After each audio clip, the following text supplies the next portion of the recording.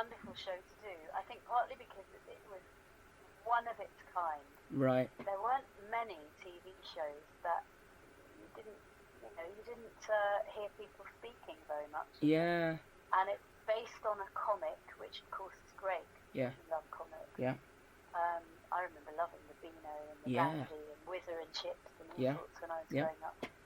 So it was a great format, and then there was that great thing at the beginning where the camera would pan over the front page of the comic, and you'd think, oh, who's it going to be now? Who's Yes, it gonna be? yeah. And you could guess who it was going to Yeah. be. And Minnie the Mini Magician, I loved her character because she was very cute and very sweet, and it was a clever way of using the magic of television to do magic on Right. TV. Yeah.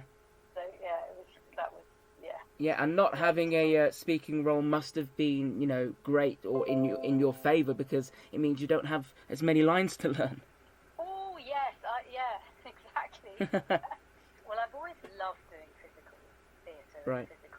physical comedy, especially, Mm-hmm. and it's something that I seem to do quite naturally. So Right. I'm not self-conscious at all, especially when I'm in that way. It's Yeah. great. Yeah, you mentioned that there wasn't really a program out there at the time for kids. I don't think there ever will be. I mean, you must have got away with some of the most bizarre stuff on that show. I mean, nowadays, you just wouldn't get away with that. But it was just incredible. Yes. It must have felt like a very welcoming place to be a part of. And I guess, Neil was very supportive of you going into the show, having been one of the creators behind it. Yeah, well, he and Tim asked me to do it. They kept just asking me wow. to do things, and I just said, "Yeah, I'll do that." Yeah. Yeah. Wow. Exactly, and it was an honour to do something like that. And I loved the studios. It was the old TVS studios down in Maidstone. Okay. And again, a bit like the BBC cruise. It was a lot of people who'd been together, working together for a long time, and So you worked with the same people. Yeah. It felt like a real. It must have made it very sort of easy to just sort of settle in then. Exactly. Yeah. And I guess watching you play her on the screen, we can see, that obviously you've got, I guess, a suit underneath that big costume to sort of plump you up a little bit. Must have been quite an unusual way of doing things. I've got a funny story about that because, what happened was I not long before I had my first baby, Adam. He was, I can't remember how old he was, but he wasn't crawling or anything. So he and my husband came down to the studio, and I hadn't seen the cruise and people down there for quite a year or so, and so I was sitting, kind of just relaxing in my big suit, without the costume on, just sort of sitting by the side of the set, waiting for a reset. And somebody who I hadn't seen for ages came up and chatted away, and it was really nice to see them. And then I carried on after that.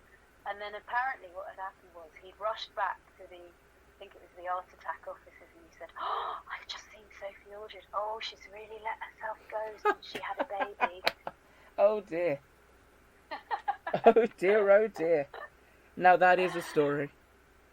Oh dear. It was really, it was very comfortable. Yeah. Because it was nice and squashy, and I'm one of these people. In fact, I'm just going to turn the heating on. Right. I'm one of these people who I'm pretty much always cold. Right. And so for me, it was actually quite nice to be in this big suit under studio lights because I got nice and hot. Right.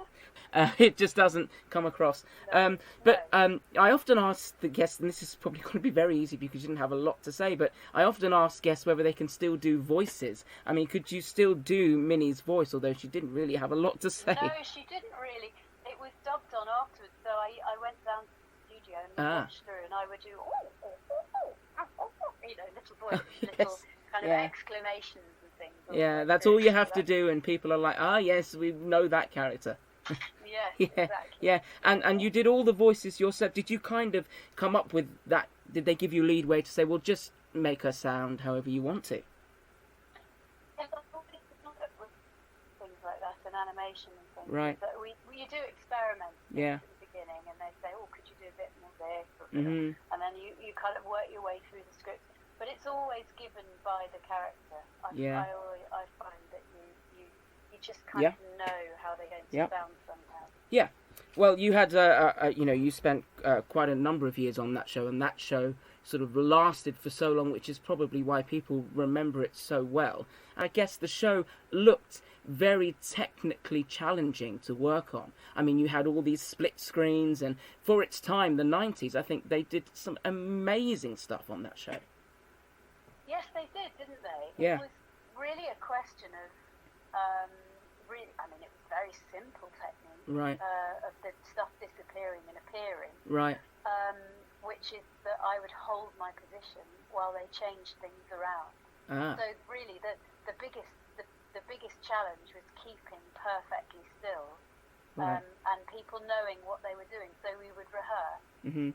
so that everybody knew exactly what props they were going to have to remove or put Yeah. in or change the stuff around. And then I would just stand very, very still, and Right. obviously they lock off the camera, and then that's all done in the editing. Oh, well, there you Clever go. editing. Yeah. Yeah. Sorry to anybody out there who's thinking, now you've just ruined it all for me. Oh yes, spoilers. It happened, but that is the magic of kids television. How did you do that? Well, it's magic, and that's the way it is. Exactly.